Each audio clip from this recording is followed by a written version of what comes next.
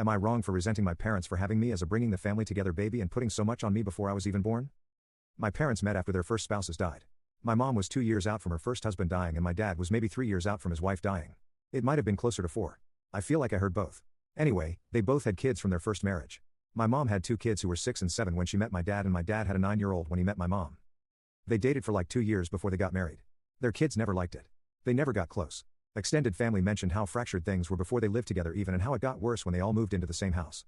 So about a year into their marriage my parents decided they would have a kid to bring the family together and that's where I, 17 male, come into the equation. Before I was even born my parents had this idea that everyone would bond over me and I would be loved and it would be great. But it wasn't great.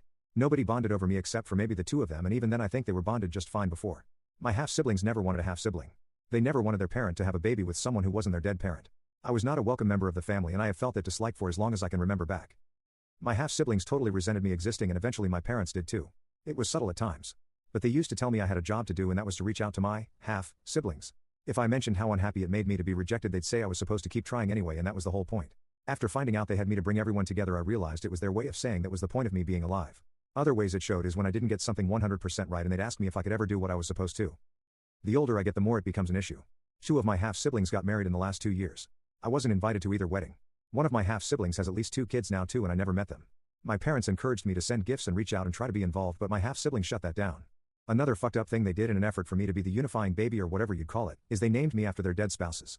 I have the boy version of dad's first wife's name as my first name and my middle name is a variant of mom's first husband's name.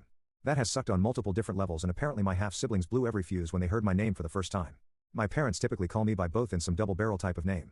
Their families tried to convince them to name me something different but they said it was symbolic. The only thing it symbolizes is the equal disinterest from my 3 half-siblings. The other day my parents were being pissy because I didn't call to wish one of the halves a happy birthday and they were being really annoying about it and I told them they sucked as parents. I said they never should have put so much on me or had me for such a dumb reason and the fucked up part was they resented me too. I admitted to resenting them for those choices and my parents got mad and said it's such a normal thing to do and I had no reason to resent them or blame them for any of this.